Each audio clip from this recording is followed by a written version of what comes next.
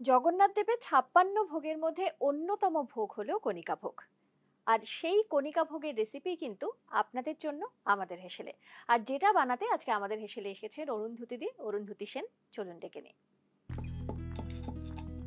অরুন্ধতী দি, এরকম একটা উৎসবের আবহে তোমার সঙ্গে দেখা, আর অ্যাজ ইউজুয়াল তুমি এত সুন্দর করে সেজে এসছো, মনেই হচ্ছে যে হ্যাঁ উৎসব বা পুজো এসেছে। মানে আমাদের তো সারা বছরই পুজো। সুজাতা, সব থেকে মজা লাগছে কি জানো তো, বাড়িতে কয়েকদিন আগে আমি জগন্নাথকে খুবই মানি, আর স্নান যাত্রা হলো। তো এখন আমার জগন্নাথ সে এখন বিশ্রাম নিচ্ছে, কারণ তার জ্বর এসেছে। আর যখন আমি হ্যাংলার থেকে কলটা পেলাম যে অরুন্ধতী দি এবার একটু কণিকা ভোগটা এপিসোডটা করতে একটু রান্না করবে, মানে আমার যে কি আনন্দ হলো। আমার হয়তো ঈশ্বরই ওটা চেয়েছিলেন, ঠিক আছে, রথযাত্রার আগে। আর তাই ভাবলাম যে যখন রান্নাই হচ্ছে, ঠাকুরের রান্না, তাহলে একটু সেজে গুজেই আসা যাক। একদম তাই এই বাঙালি সাজে অরুন্ধতী সেন আমাদের হেসেলের তো পুরনো বন্ধুই।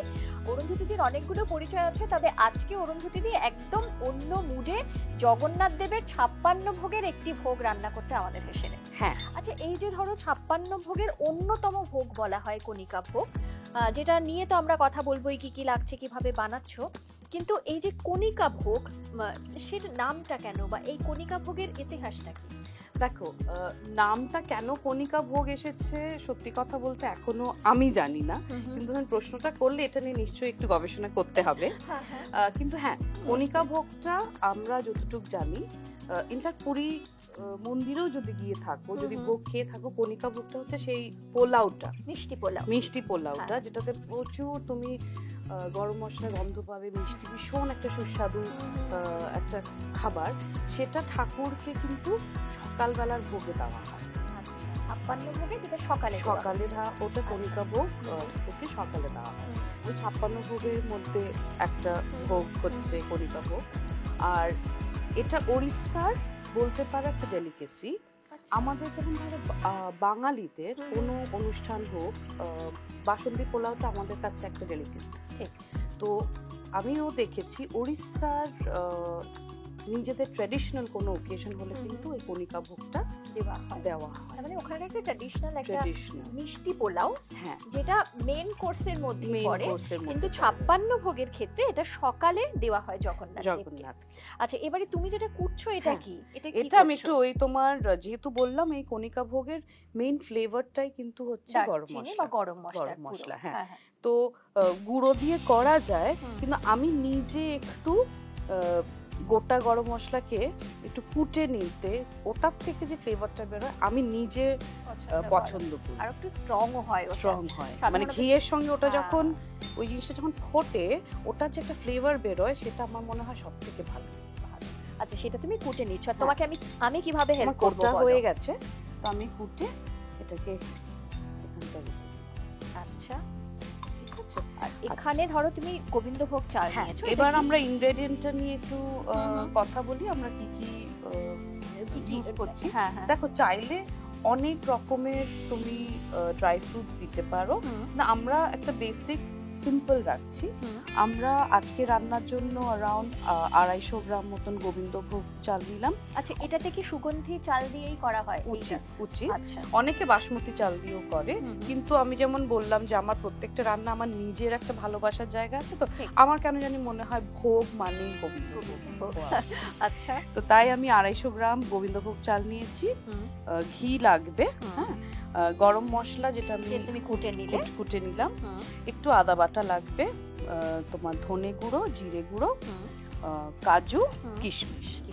চাইলে হালকা ফুলকা জয়িত্রী, জায়ফলও দিতে পারো, সেটা আমার মনে হয় সেটাতে একটু বেশি স্ট্রং হয়ে যায়। আমার কাছে আমি এইগুলো দিয়েই তুমি তৈরি। এর সঙ্গে আমাদের একটু তোমার নুন লাগবে এবং চিনি লাগবে। মানে প্রধান মিষ্টিটা চিনি থেকে আসবে। তাহলে এবারে বসিয়ে কি করবো বলো? প্রথমে একটা কড়াই লাগবে। একটা কড়াই লাগবে, একটা বড় দেখে কড়াই হলে ভালো হয়, তাহলে আমরা ভাতটা যখন মেশাবো।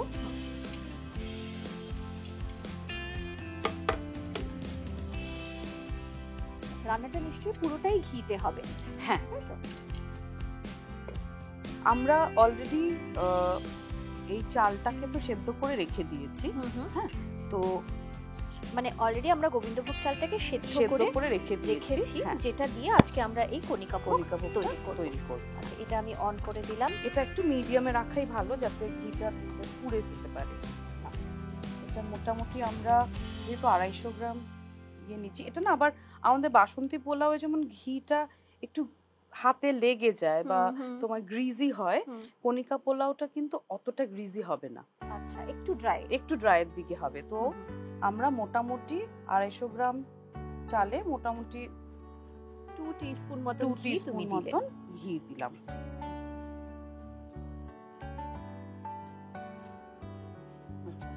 এটাতে আমরা একটা যদি চামচ দাও, সব থেকে আগে গরম মশলাটা দিব।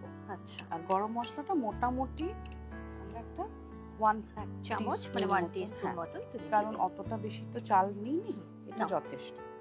আর একটু কমিয়ে দেওয়া যায়। কমিয়ে দাও। হ্যাঁ, ভালো গন্ধ বেরোচ্ছে না? এবার আমরা গরম মশলা তো গন্ধ হবে, এটা ইউজ করে নিচ্ছি। এরপরে আমরা আদা দেব। আদা দিচ্ছ? এটা সরিয়ে দিই। আদা মোটামুটি ধরে নাও, আবার একটু ডাবু করে ভরাট করে 1 টিস্পুন দেব। আচ্ছা, সাইডে নিয়ে নাও। হ্যাঁ,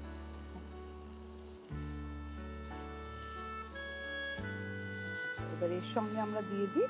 আচ্ছা, দিচ্ছ ধনে গুঁড়ো। হ্যাঁ, ধনে গুঁড়ো ওই ধরে নাও হাফ চা চামচ। সঙ্গে জিরে গুঁড়ো হাফ চা চামচ। আচ্ছা,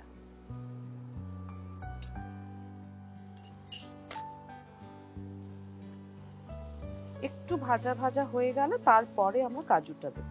আচ্ছা, তার মানে এই রাইসটা কি ফুল কুকড রাইস নাকি? এটা আমরা ফুল কুক করে নিয়েছি, ঝরঝরা করে নিলে ভালো। হ্যাঁ, এবার আমরা কাজু আর কিশমিশটা দিয়ে দেব। এটা আমি দিয়ে দিই? হ্যাঁ, সবটাই দিই। আমরা মোটামুটি ধরো আন্দাজ হচ্ছে 250 গ্রাম চালে 25 গ্রাম মতন কাজু, 25 গ্রাম মতন কিশমিশ। হ্যাঁ। আচ্ছা, কেউ যদি অন্য ড্রাই ফ্রুটস দিতে চান সেটা অ্যাড করতেই পারে, পুরোটা নিজের টেস্টের উপরে। আচ্ছা, তোমার বাড়িতে তো তাহলে খুব বড় করে রথটা, হ্যাঁ, মানে আমি রান্না করি ঠাকুরের জন্য।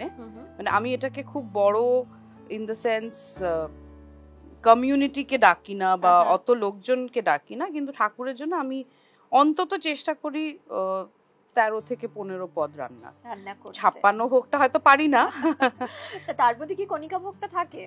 কণিকা ভোগটা থাকে।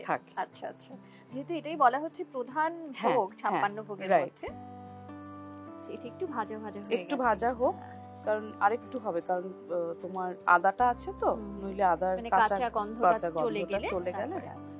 এবার একটু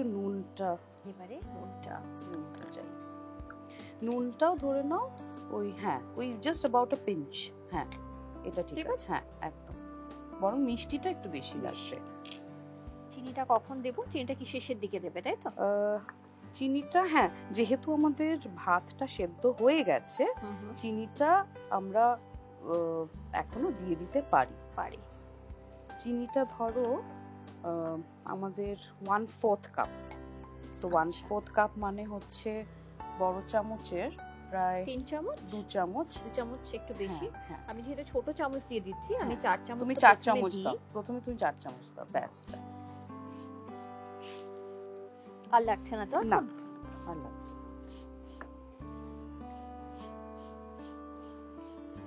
আচ্ছা, এই যে ধরো জগন্নাথ দেবের 56 ভোগ দেওয়া হয় জগন্নাথ দেবকে প্রসাদে বা ভোগে, এর পেছনে তো নিশ্চয়ই একটা খুব সুন্দর গল্প রয়েছে। মানে কেন 56 ভোগ কেন? দেখো, আমাদের সবকিছুতে তো 56, 108 এগুলোর একটা, এই নাম্বারগুলোর কিছু তো আমাদের হিন্দু শাস্ত্রের একটা তাৎপর্য রয়েছে। আমি এইটুকুনি জানি যে বিষ্ণু, মানে জগন্নাথ তো বিষ্ণুরই এক রূপ। মানে বিষ্ণু আমার মনে, মানে আমাদের সব ঠাকুরের মধ্যে কিন্তু সে আমাদের সব থেকে কাছের।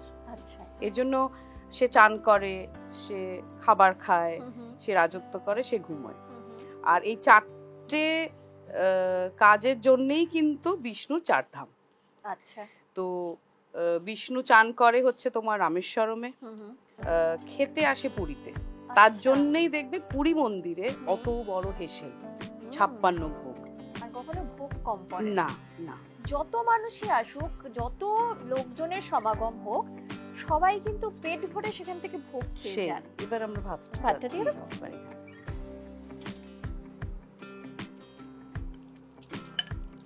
মিক্স করে নেব। ভাতটা দিয়ে দেব।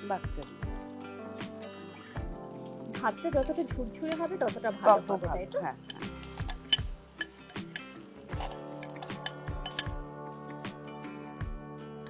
আচ্ছা, জগন্নাথ দেবের যেখানে সেটা হলো গিয়ে পুরী, সেখানে জগন্নাথ দেব উনি খেতে আসেন, চান করে আসেন রামেশ্বরম থেকে, উনি ওখানে খাওয়া দাওয়া করেন, তারপরে উনি যান দ্বারকায় রাজত্ব করতে।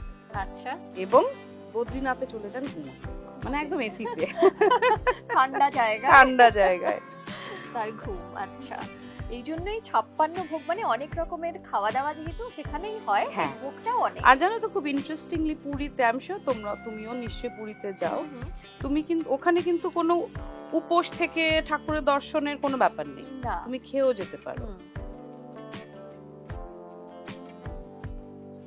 আচ্ছা, এটা কিন্তু পুরো ফুল কভার্ড হলো ওই গরম মশলাটা দিয়ে। হ্যাঁ হ্যাঁ, গরম মশলা আর ঘি। হ্যাঁ, এই জন্য যত ঝরঝরে হবে ব্যাপারটা তত। এবার একটু ফ্লেমটা বাড়িয়ে, হ্যাঁ একটু বাড়িয়ে দাও তাহলে। আর ঠিক এই রংটাই কিন্তু আসে, মানে পুরী মন্দিরেও যে ছাপা মানে কণিকা ভোগটা হয়, এরকম কিন্তু একটা হালকা ব্রাউনিশ রং আসবে। মানে এই যে ধরো কণিকা ভোগ, সেটা কি কণা থেকে এসেছে? হ্যাঁ হ্যাঁ, হতে পারে।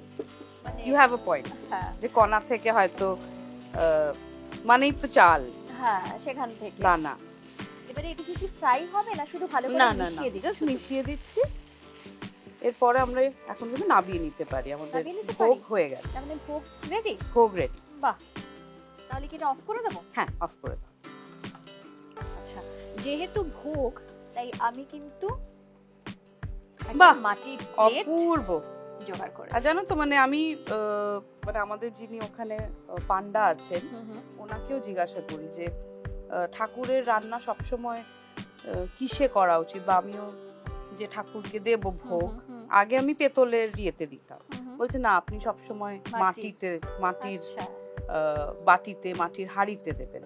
আচ্ছা, পুরাণে, আমাদের পুরাণটা তো খুব ইন্টারেস্টিং, কত কি যে আছে জানা শেখার। অনেকে বলে লজিকে মেলে না, আমি লজিকে মেলাতেও চাই না। আমার কাছে ঠাকুর সে আমার বন্ধু, তার জন্য তার সেবা করতে খুব ভালো লাগে, তাই করি। আর সে দেখেও, একদম তাই, সবাইকেই দেখে, সবাইকেই দেখে। পুরোটাই হচ্ছে তোমার বিশ্বাসের বিশ্বাস। অনেকে প্রচুর ভিড়, কি করে ঢুকবো, আমার নিজের ক্লস্ট্রোফোবিয়া আছে, সত্যি কথা বলছি, কিন্তু ওই ভিড়ে আমার যেন, আমি তোয়াক্কা করি না, মানে তার সঙ্গে দেখা করতে এসেছি, সে ঠিক আমাকে দেখা করি। মানে বছরে একবার করে তো যায়। হ্যাঁ একদম, মানে আমার খুব ইচ্ছে করে যদি বছর আরো কয়েকবার যাওয়া যেত আর কি। আমারও বছরে একবার পুরীতে যাওয়া হয়। আগে ছিল পুরী মানে জগন্নাথ আর সমুদ্র, এখন আর সমুদ্র অতটা টানে না, মানে এখন শুধু মন্দিরে দর্শনের জন্যই যাওয়া। একদম, মানে চেষ্টা করি যে কদিন আছি প্রতিদিন একবার করে গিয়ে দর্শন দেওয়া। তুমি ধরো, আমি একটুখানি এটা সরিয়ে দিই। তৈরি 56 ভোগের মহাভোগ, কণিকা ভোগ। আচ্ছা শোনো না, ভোগ বলছি তো, একটা জিনিস না দিলে কিন্তু সম্পূর্ণ হবে না। তুলসী পাতা রয়েছে তো, দিয়ে দিলাম আমাদের। হ্যাঁ, মানে ভোগে একটা তুলসী পাতা দেওয়া হয় নিবেদন করার আগে। এবারে তুমি একটু হাতে নিয়ে নাও, কারণ এত সুন্দর করে সাজিয়ে ভোগের প্রসাদ তৈরি করেছো। যদিও যারা বাড়িতে তৈরি করবেন তারাও ঠিক এভাবেই মানে নিবেদন করবেন জগন্নাথ দেবকে। আর তুমি তো এবারে রথে করছোই, প্রত্যেক বছর হয়, এবছরও হচ্ছে, তো সেখানে ভোগ যেহেতু এটা তো প্রসাদের আগে আমরা খেয়ে দেখতে পারবো না, কিন্তু বাড়িতে যারা রথযাত্রায় এই ভোগ বানাতে চাইছেন তারা কিন্তু আমাদের রেসিপি অবশ্যই ফলো করতে পারেন। আর যারা নিজেরাই জানেন কিভাবে বানাতে হয় তাদের তো কথাই নেই, তারা বানাবেন। তবে এভাবে বানালেও কিন্তু বানিয়ে দেওয়া যেতে পারে। যেমন আমি কিন্তু কণিকা ভোগের রেসিপিটা একদম জানতাম না, আমি তোমার থেকেই শিখলাম। তো আমি যখন বাড়িতে পুজো দেবো, যদি আমার বাড়িতে জগন্নাথ দেবের তুমি যেমন করে পুজো করো সেটা হয় না, কিন্তু এই মানে ওই দিন পুজোর দিন তো প্রসাদ দেওয়া হয়, সেটা আমার মনে হলো সেদিনটা- কিনে প্রসাদ না দিয়ে এটা বানিয়ে এটাই দেওয়া দেওয়া যেতে যায়। পারে। আর জগন্নাথ না খেতে ভালোবাসে তো, হুম হুম। সে ঠিক দেবে, তোমার কাছ থেকে আদায় করে নেবে। আদায় করে নেবে। তো অবশ্যই যারা আমাদের এই ভিডিওটি দেখছেন তারা কিন্তু যারা পুজো করছেন রথযাত্রার দিন, যারা ভগবানকে নিবেদন করবেন, তারা কিন্তু এই রেসিপিটি ভগবানের জন্য বা জগন্নাথ দেবের জন্য কিন্তু রাখতেই পারেন। অরুন্ধতী দি, হ্যাঁ কি বলবো তোমাকে? থ্যাংক ইউ বলবো থ্যাংক কি? ইউ। না না না, আর এটা আমার বাড়ির আসার মতন আর কি। একদম। তাহলে হ্যাংলারই- থ্যাংক ইউ বলছি না, আর বাড়িতে আবার তুমি বেড়াতে এসো। একদম রান্না করতে তো আসবেই, কিন্তু এমনিও বেড়াতে এসো, বেড়াতে আসবো, আড্ডা মারতে এসো, এগুলো তো চলবেই। আর রান্না যদি এরকম সুন্দর সুন্দর রান্না থাকে সেসব রান্না নিয়েও এসো। আসবো। অনেক কটা রেসিপি ভেবে রেখেছি, হুম, আর পরবর্তী দিনগুলোতে আমি আসছি আরো কিছু একদম। নতুন নতুন কিছু সাবেকি আমাদের দেশের রান্না কিছু নিয়ে। বাহ, তোমার কাছ থেকে আমি যদি খুব ভুল না করি গতবার একটা ডালের খুব সুন্দর হ্যাঁ, একটা রেসিপি সে চিংড়ি মাছ দিয়ে কলাইয়ের ডাল, হ্যাঁ ওরকমই সেরকম। আরো কয়েকটা রান্না ভেবে রেখেছি, যেগুলো আমিও নিজে একটু ইম্প্রোভাইজ করেছি। আচ্ছা, সেগুলো আশা করি ভালো লাগবে। আর তোমার জন্য আমাদের হেসেলের তরফ থেকে ও থ্যাংক ইউ, ছোট্ট একটা উপহার। Thank you. এটা না অনেকটা ফিল্মফেয়ার অ্যাওয়ার্ডসের মতন হয়ে যাচ্ছে, বুঝতে পারছো তো? আমার তাক ভরছে কিন্তু।